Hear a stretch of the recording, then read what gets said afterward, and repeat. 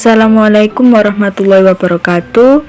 Kami dari kelompok 2 kelas 12 kimia analisis 2 akan mempresentasikan hasil kerja kelompok kami. Pertama-tama saya akan memperkenalkan anggota kelompok 2. Yang pertama Ahmad Trisetiawan absen 2, kemudian Farihanun Gusnia absen 11 dan Nurjana absen 20. Yang terakhir Riza Nur Afilia absen 29. Di sini kami akan menjelaskan tentang unsur transisi periode keempat yang dibagi menjadi 4 bagian. Yang pertama yaitu definisi, yang kedua kelimpahan dan pembuatan, yang ketiga sifat-sifat unsur, dan yang terakhir yaitu kegunaan unsur. Yang pertama dijelaskan oleh saya Nurjana absen 20 mengenai definisi unsur transisi periode keempat. Unsur transisi adalah unsur yang dapat menggunakan elektron pada kulit terluar dan kulit pertama untuk berikatan dengan unsur-unsur yang lainnya. Unsur transisi periode keempat umumnya memiliki elektron valensi pada subkulit 3D yang belum terisi penuh, kecuali unsur Seng atau Zn pada golongan 2B. Hal ini menyebabkan unsur transisi periode keempat memiliki beberapa sifat yang khas yang tidak dimiliki oleh unsur-unsur golongan utama, seperti sifat magnetik, warna ion, aktivitas katalik, serta pembentukan senyawa kompleks. Kemudian saya akan menjelaskan tentang 10 unsur transisi periode keempat. Yang pertama adalah skandium. Skandium adalah salah satu unsur kimia dengan lambang Sc dengan nomor atom 21 sebagai unsur transisi berwarna putih keperakan. Ia berdasarkan sejarahnya dikelompokkan sebagai logam tanah jarang. Kemudian unsur kedua yaitu titanium. Titanium adalah sebuah unsur kimia dalam tabel periodik yang memiliki simbol Ti dan nomor atom 22. Unsur ini merupakan logam transisi yang ringan, kuat, berkilau, tahan korosi, dan mempunyai warna yang putih metalik keperakan. Unsur yang ketiga yaitu vanadium. Vanadium adalah salah satu unsur kimia yang terdapat dalam tabel periodik yang memiliki lambang V dan nomor atom 23. Vanadium ini juga merupakan logam mulia yang cukup keras. Logam ini hanya ditemukan di tempat-tempat tertentu. Unsur yang keempat yaitu kromium. Kromium adalah salah satu unsur kimia dalam tabel periodik yang memiliki lambang Dr dan nomor atom 24. Ia adalah unsur pertama dalam golongan 6. Ia logam berwarna abu-abu seperti baja, berkilau, kuat, dan rapuh yang memerlukan pemolesan tinggi. Unsur yang kelima yaitu mangan. Mangan adalah unsur kimia dalam tabel periodik yang memiliki lambang Mn dan nomor atom 25. Mangan berupa unsur transisi berwarna perak metalik. Unsur yang keenam yaitu besi. Besi adalah unsur kimia dengan simbol Fe dari bahasa Latin ferrum dan nomor atom 26. Merupakan logam dalam deret transisi pertama. Ini merupakan unsur yang paling umum di bumi berdasarkan massa, membentuk sebagian besar bagian inti luar dan dalam bumi. Unsur yang ketujuh yaitu kobalt. Kobalt adalah suatu unsur kimia dalam tabel periodik yang memiliki lambang CO dan nomor atom 27. Elemen ini biasanya hanya ditemukan dalam bentuk campuran di alam. Elemen bebasnya diproduksi dari peleburan reduktif. Ia adalah logam yang berwarna abu-abu perak yang keras dan berkilau. Kemudian unsur yang ke-8 yaitu nikel. Nikel adalah suatu unsur kimia metalik dalam tabel periodik yang memiliki lambang Ni dan nomor atom 28. Nikel adalah unsur yang berwarna putih keperak-perakan dan sedikit cemburat keemasan. Nikel adalah unsur transisi yang memiliki sifat keras dan ulet.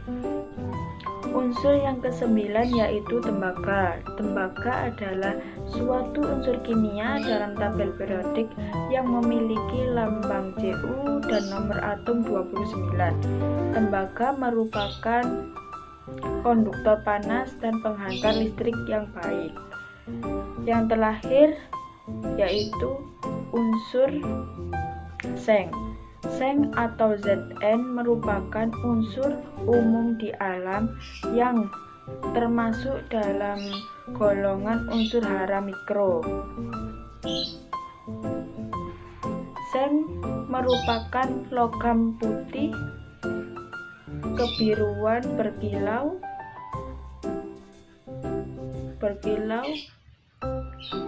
yang cukup reaktif apabila bereaksi dengan oksigen. Kemudian amati tabel biloks dan warna unsur transisi periode keempat. Dan untuk bagian materi kedua akan dijelaskan oleh Farihanun Husni. Kelimpahan dan pembuatan unsur transisi periode keempat yang pertama yaitu skandium. Skandium adalah unsur yang jarang terdapat di alam. Skandium tidak ditemukan bebas di alam, tetapi ditemukan dikombinasikan dalam jumlah yang sangat sedikit, lebih dari 800. Umumnya terdapat dalam bentuk senyawa bilok plus 3, misalnya skandium klorida, skandium oksida, dan skandium sulfat. Pembuatan skandium. Logam ini dapat diperoleh melalui proses elektrolisis dengan reaksi 2SgCl3 menjadi 2Sc dan 3Cl3. Elektrolisis ini berasal dari leburan potasium, litium, skandium klorida pada suhu 700 sampai 800 derajat Celcius. Yang kedua yaitu titanium. Titanium adalah logam paling banyak ke-9 di kerak bumi. Titanium tidak ditemukan secara bebas di alam, tetapi ditemukan dalam mineral seperti rutil, ilmenite, spen, dan titanax. Kemudian pembuatan titanium. Titanium dibuat dengan metode Kroll, di mana biji titanium yaitu rutil menjadi kloridanya melalui pemanasan klorida dan gas klor. Reaksinya yaitu TiO2 plus 2C dan Cl2 menjadi TiCl4 dan 2CO2. Hasil reaksinya yaitu TiCl4 direduksi dengan logam magnesium dalam atmosfer argon sekitar 800 derajat Celcius menjadi logam murni, dan magnesium dan produk samping magnesium klorida dipisahkan dengan penguapan sekitar 1000 derajat Celcius. Reaksinya yaitu TiCl4 plus 2Mg menjadi Ti dan 2MgCl4. Ti berbusa atau berongga dilelehkan di bawah tekanan argon atau helium dan kemudian dicetak atau dibentuk menjadi titanium batangan. Selanjutnya adalah vanadium. Vanadium tersebar di kulit bumi sekitar 0,02%. Vanadium ditemukan dalam 65 mineral yang berbeda. Salah satunya adalah patronit yang merupakan sumber logam yang sangat penting. Logam vanadium lebih banyak ditemukan di alam seperti vanadit, dan vanadium ditemukan dalam batuan fosfat dan beberapa biji besi dan karnoid yang mengandung unsur kalium, uranium, vanadium, dan oksigen. Kemudian pembuatan vanadium. Vanadium dalam bentuk campuran dengan besi menghasilkan ferrovanadium. Ferrovanadium mengandung 35-95% vanadium. Ferrovanadium dihasilkan dari reduksi vanadium pentaoksida dengan campuran silikon dan besi. Reaksinya yaitu 2V2O5 dan 5Si dan besi atau Fe menjadi 4V plus Fe plus 5SiO2. Senyawa SiO2 ditambah dengan CaO menghasilkan suatu terak CaSiO3 dan bahan yang dihasilkan pemurnian logam. Reaksinya SiO2 plus CaO menghasilkan CaSiO3. Kemudian yang keempat adalah kromium. Kromium merupakan unsur terbanyak dalam kulit bumi ke-22. Kromium diperoleh dari tambang dalam bentuk batu logam kromit. Ditemukan di Sumatera Barat, Sumatera Utara, Kalimantan Barat, Kalimantan Selatan, Sulawesi Selatan, dan Papua. Pembuatan kromium terdapat dua tahapan. Yang pertama, reduksi kromit dengan karbon menghasilkan ferrokrom. Reaksinya FeCr2O4 plus 4C menghasilkan Fe plus 2Cr plus 4Co. Yang kedua yaitu reduksi Cr2O3 dengan logam aluminium yang disebut dengan proses Goldschmidt. Yang reaksinya Cr2O3 plus 2L menghasilkan Al2O3 plus 2Cr. Yang kelima adalah mangan. Mangan termasuk unsur yang paling melimpah di kerak bumi, sekitar 0,1%. Terdapat dalam bentuk pirolusit, sepat mangan, dan manganit. Pembuatannya yaitu tahap 1, ferromangan dihasilkan dari reduksi MnO2 dengan campuran besi oksida dan karbon.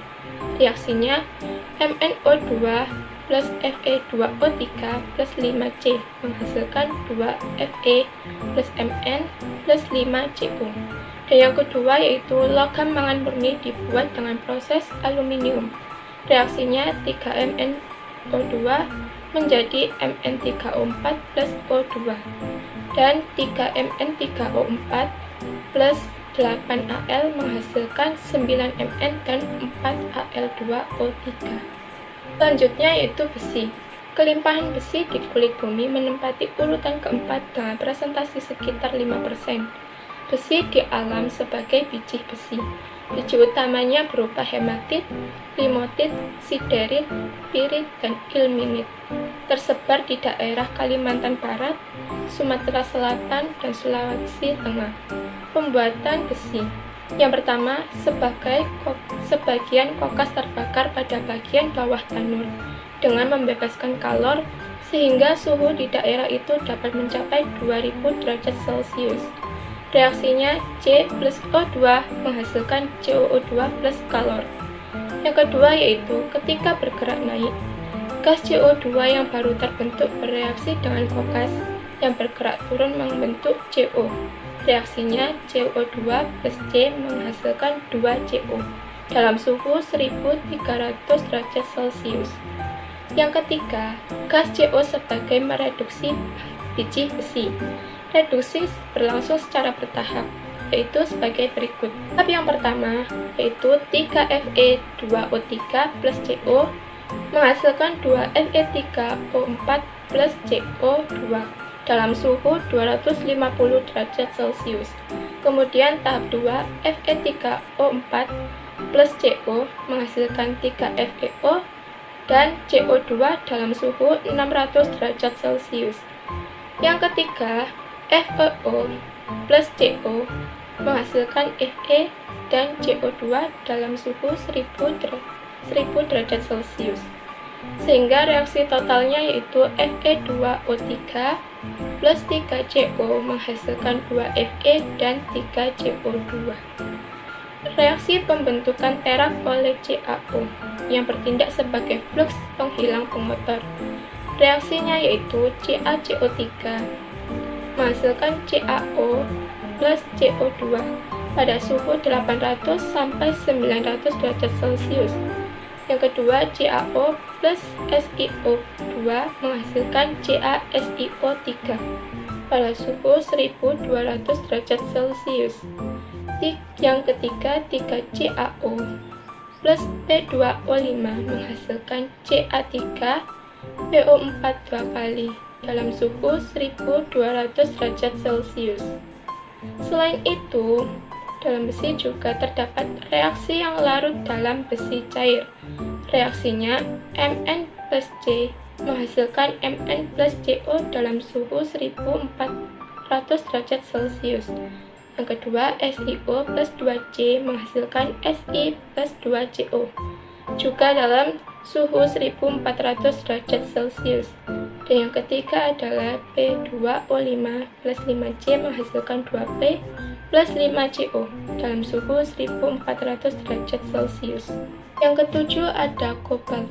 Di alam, kobalt terdapat dalam lapisan kerak bumi sekitar 0,004%. Terdapat dalam biji kobaltit, smaltit, dan lignite. Negara-negara yang secara komersil memproduksi logam kobalt dari mineralnya di alam antara lain Zaire 32,5%, Zambia 16%, Australia 11%, USSR atau Uni Soviet 10%, dan Kanada 9%. Biji mineral kobalt yang paling ditemukan di Zaire, Maroko, dan Kanada. Kemudian pembuatan kobalt. Yang pertama, pembuatan kobalt 3 hidroksida. Reaksinya 2CO2 plus NaCl plus 4OH- plus H2O menghasilkan 2COOH3 plus NaCl. Yang kedua, pemanasan kobalt 3 hidroksida membentuk kobalt 3 oksida. Reaksinya 2COOH kali menghasilkan CO2O3 plus H2O. Yang ketiga yaitu reduksi kobalt 3 oksida menggunakan karbon. Reaksinya yaitu 2CO2O3 plus 3C menghasilkan 4CO dan 3CO2. Kemudian nikel. Kelimpahan nikel pada kulit bumi berada di urutan ke-21 yang mengandung 0,02%. Pada air laut berada di urutan ke-10, yaitu diperkirakan mengandung 54 kg per kilometer kubik. Nikel ditemukan di alam dalam dua bentuk biji yang dapat dieksplorasi, yaitu biji sulfida dan biji lateritik. Nikel banyak ditemukan pada meteoroid besi atau siderit sebagai mineral kalmasit dan taenit. Pembuatan nikel. Logam termurni diperoleh dari nikel oksida melalui proses Hong dengan kemurnian lebih dari 99,99%. Dalam proses ini, nikel direaksikan dengan karbon monoksida dengan katalis belerang pada suhu sekitar 40-80 derajat Celcius untuk membentuk nikel karbonil. Nikel diperoleh dari nikel karbonil melalui salah satu dari dua proses. Pada proses yang pertama yaitu nikel karbonil dilewatkan melalui ruang besar pada suhu tinggi, di mana puluhan ribu bola nikel yang disebut pellet diaduk secara terus-menerus. Karbonil terurai dan mendepositkan nikel murni ke dalam bola nikel. Pada proses yang kedua yaitu nikel karbonil diuraikan dalam ruang kecil pada suhu 250 derajat Celcius untuk menghasilkan bubuk nikel yang halus. Hasil samping karbon monoksida disirkulasi ulang dan digunakan kembali. Produk nikel yang sangat murni dikenal sebagai karbonil nikel. Yang kesembilan yaitu subrum atau tembaga. Kelimpahan tembaga dalam kerak bumi diperkirakan sekitar 70 bagian per juta. Tembaga diperoleh dari mineral seperti kalkosit, kalkopirit atau tembaga pirit, suprit, malakonit, dan malasit. Pembuatan tembaga terdapat 3 tahapan. Yang pertama, oksidasi kalkopirit yaitu CuFeSe2 membentuk kupermat Cu2s. Reaksinya 4CuFe2s plus 9O2 menghasilkan 2Cu2O plus 2SO2. Tahap yang kedua yaitu reduksi kupermat Cu2s membentuk tembaga lepuh atau blister puber.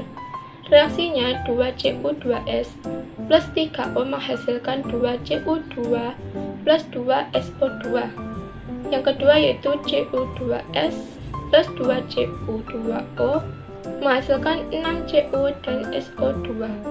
Tahapan yang ketiga, permunian tembaga melalui elektrolisis dengan larutan CuSO4. Tembaga lepuh yang tidak murni digunakan sebagai anoda. Dengan elektrolisis akan terbentuk tembaga murni di katoda. Reaksinya sebagai berikut. Berikut adalah reaksi elektrolisis dengan larutan CuSO4, di mana reaksi pengionannya adalah CuSO4 menjadi Cu2+ dan SO4 2-. Katodanya Cu2+ plus 2E- menjadi Cu, dan anoda Cu menjadi Cu2+ dan 2E-. Sehingga elektron di mana masing-masing di katoda atau anoda saling menghilangkan, sehingga hanya terdapat Cu yang tidak murni di anoda dan Cu yang murni di katoda. Yang terakhir adalah seng. Seng adalah unsur yang paling berlimpah di kerak bumi dengan kadar komposisi unsur di kerak bumi sekitar 75 ppm atau sekitar 0,007%. Seng terdapat di alam sebagai senyawa suwilda seperti seng blende, senyawa karbonat kalamin, dan hemimorfit. Yang paling berat ditambang biji cenderung mengandung sekitar 10% besi serta seng 40-50%. Mineral yang diekstrak termasuk sphlerenit, seng blende, smithsonite, kalamin, dan franklinite. Pembuatan seng terdapat 3 tahapan. Yang pertama, oksidasi seng sulfida membentuk seng oksida. Reaksinya 2ZnS plus 3O2 menjadi 2ZnO plus 2SO2. Tahap yang kedua, reduksi seng oksida dengan karbon pijar pada suhu kurang lebih 1200 derajat Celcius. Reaksinya yaitu ZnO plus C menjadi Zn plus CO. Yang ketiga yaitu seng dalam bentuk gas dikondensasi menjadi debu seng. Sifat fisik dan kimia unsur transisi. Apa sajakah sifat fisik dan kimia unsur transisi? Unsur transisi mempunyai beberapa sifat fisik, di antara lain adalah 1. Sifat logam. Semua unsur transisi bersifat logam, karena itulah dia relatif keras, serta titik didih dan titik leleh dari vanadium ke seng berkurang, kecuali besi, sedangkan skandium dan titanium di bawah vanadium. Yang kedua, massa jenisnya. Massa jenis bertambah dari skandium ke tembaga, kemudian seng menurun. Yang ketiga adalah energi ionisasinya. Energi ionisasi bertambah dari skandium ke titanium, lalu penurunan dari vanadium ke kromium, kemudian bertambahnya ionisasi dan terjadinya penurunan di unsur seng. Yang keempat, keelektronegatifan. Keelektronegatifan bertambah dari skandium ke seng, kecuali mangan dan seng. Yang kelima adalah jari-jari atomnya. Jari-jari atom berkurang dari skandium ke seng, kecuali tembaga dan seng. Untuk lebih lanjut, teman-teman bisa dilihat dari tabel tersebut.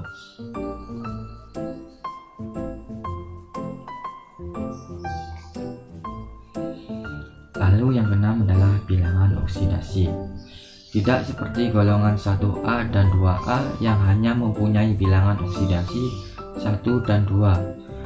Unsur-unsur logam transisi mempunyai bilangan oksidasi yang lebih sejenis. Hal ini disebabkan karena beberapa atau semua elektron pada orbital D dapat digunakan bersama-sama dengan elektron valensi elektron pada orbital S dalam bentuk senyawa. Yang ketujuh adalah sifat magnetiknya. Sifat magnetik dapat dikelompokkan menjadi 3 bagian, yaitu yang pertama adalah dia magnetik, yang dimana tak tertarik oleh magnet, dan contohnya adalah seng. Yang kedua adalah paramagnetik, yang dimana lemah tertarik oleh magnet. Sebagai contoh adalah skandium, titanium, vanadium, kromium, mangan, dan tembaga. Yang ketiga adalah ferromagnetik, yang dimana kuat tertarik oleh magnet. Sebagai contoh adalah besi, nikel, dan kobalt. Yang kedelapan, pembentukan warna unsurnya. Dalam setiap unsur transisi dapat membentuk senyawa yang berwarna, misalkan besi 2+ berwarna hijau, titanium 2+ berwarna ungu, dan lain-lainnya. Untuk lebih lanjut dan bisa tahu apa saja warna-warna dari unsur transisi, bisa disimak dari tabel ini.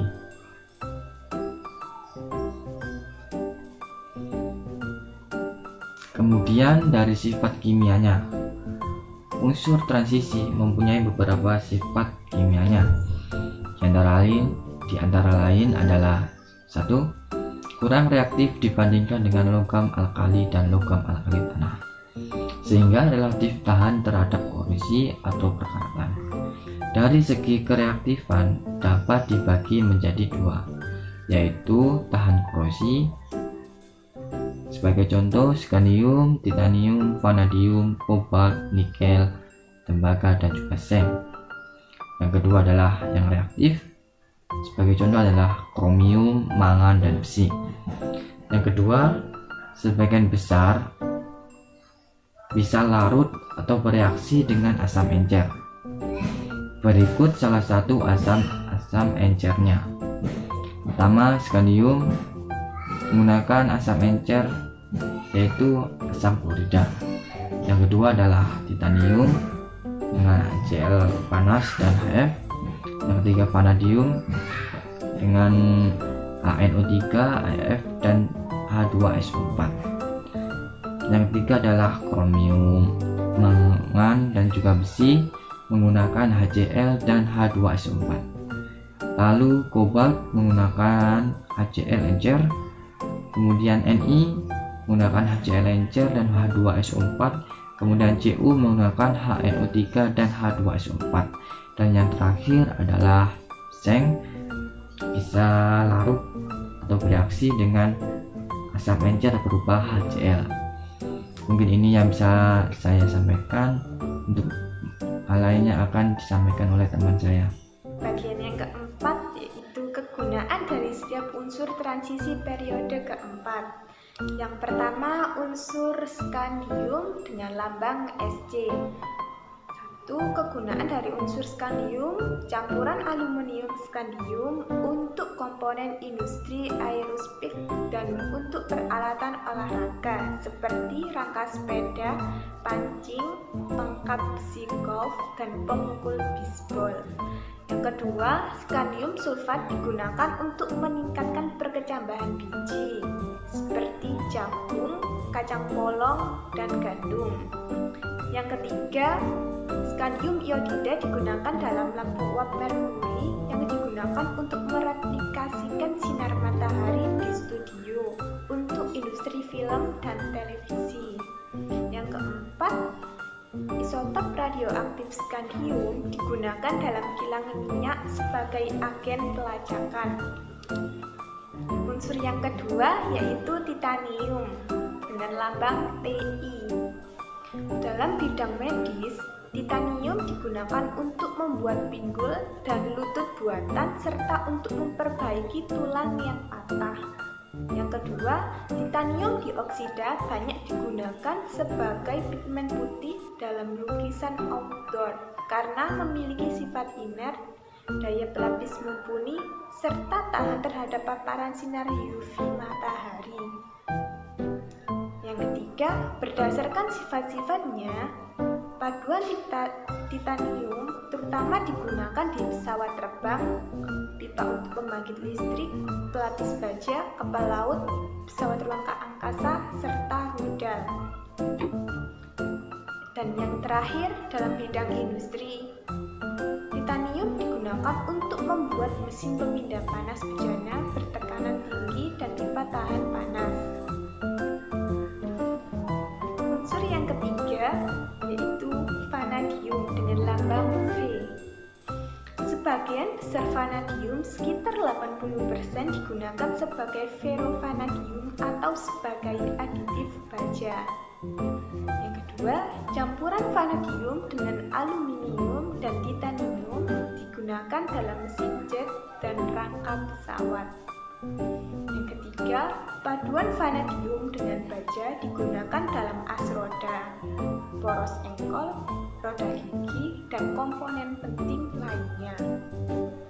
Yang keempat, paduan vanadium juga digunakan dalam reaktor nuklir karena logam ini memiliki kemampuan penyerapan neutron yang rendah.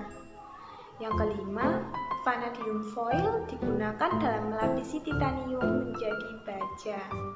Unsur yang keempat yaitu kromium. Sekitar 70% dari semua kromium digunakan dalam produksi stainless steel, misal suku cadang untuk peralatan kimia dan perminyakan, kabel listrik, bagian mesin, peralatan makan dan masak, dan bahan penguat pada ban. Yang kedua, krom fluorida digunakan pada percetakan, pencelupan, dan pembuatan kain wol. Yang ketiga, oksida kromat digunakan untuk pigmen hijau pewarna pada cat, atap, aspal, dan bahan keramik, batu bata, bahan api, amplas. Unsur yang kelima yaitu mangan dengan lambang Mn. Selama lebih dari 2000 tahun, mangan dioksida telah digunakan untuk membuat kaca tak berwarna. Mangan dioksida juga digunakan sebagai pigmen coklat hitam di cat dan sebagai pengisi baterai sel kering. Sebagian besar biji mangan digunakan pada produksi baja, di mana mangan tersebut dicampur untuk menghilangkan oksigen pada baja. Unsur yang keenam yaitu ferum atau besi dengan lambang Fe. Besi digunakan untuk pembuatan baja dan paduan lainnya yang penting dalam konstruksi dan manufaktur. Yang kedua, besi juga penting dalam berfungsinya organisme hidup, yaitu untuk mengangkut oksigen ke dalam darah melalui molekul hemoglobin. Unsur yang ketujuh yaitu kobalt dengan lambang Co. Kobalt digunakan pada paduan untuk bagian mesin pesawat terbang dan paduan dengan penggunaan bahan tahan korosi atau keausan. Kobalt banyak digunakan pada baterai dan elektroplating. Kobalt sangat penting bagi banyak makhluk hidup dan merupakan komponen vitamin B12. Kobalt juga digunakan dalam magnet permanen samarium kobalt, serta kobalt digunakan pada pickup gitar dan motor kecepatan tinggi. Unsur yang ke-8 yaitu nikel dengan lambang Ni. Umumnya, nikel digunakan dalam paduan tahan korosi seperti stainless steel. Baja nikel digunakan untuk kubah anti pencuri dan pelat baja. Nikel juga digunakan dalam baterai, misalnya baterai NiCd atau nikel kadmium dan NiMH, atau nikel metal hidrida yang dapat diisi ulang dan dalam magnet. Yang terakhir, nikel digunakan dalam pembuatan koin. Unsur yang ke-9 yaitu tembaga atau cuprum dengan lambang Cu.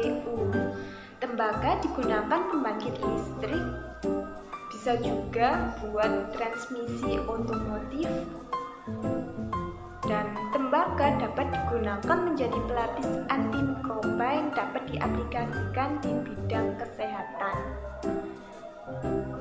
Dan Dan yang terakhir, tembaga digunakan dalam pembuatan kabel listrik, atap, pipa, dan mesin industri. Unsur yang ke-10 yaitu zinc atau seng dengan lambang Zn. Yang pertama, seng digunakan sebagai lapisan untuk melindungi besi dan baja dari korosi di udara, air, dan tanah. Yang kedua, seng digunakan dalam baterai sel kering biasa atau jenis yang digunakan untuk perangkat yang tidak perlu banyak tenaga seperti remote control. Yang ketiga, paduan seng lainnya, terutama bentuk bulu, sering digunakan untuk produksi setengah jadi seperti koin, bagian penghantar arus sekring listrik kecil, dan anoda pita untuk jaringan pipa terpendam. Yang keempat, seng terutama digunakan dalam proses peleburan besi serta sebagai campuran paduan logam. Dan yang terakhir, seng juga digunakan sebagai plat negatif dalam beberapa baterai listrik, serta untuk atap dan solokan dalam konstruksi bangunan, dan juga dalam die casting di industri otomotif. Sekian presentasi dari kelompok kami. Mohon maaf apabila ada kesalahan, dan jika ada yang ditanyakan silahkan ketik di kolom komentar ya. Serta jangan lupa like, comment, share, dan subscribe jika video ini bermanfaat. Wassalamualaikum warahmatullahi wabarakatuh.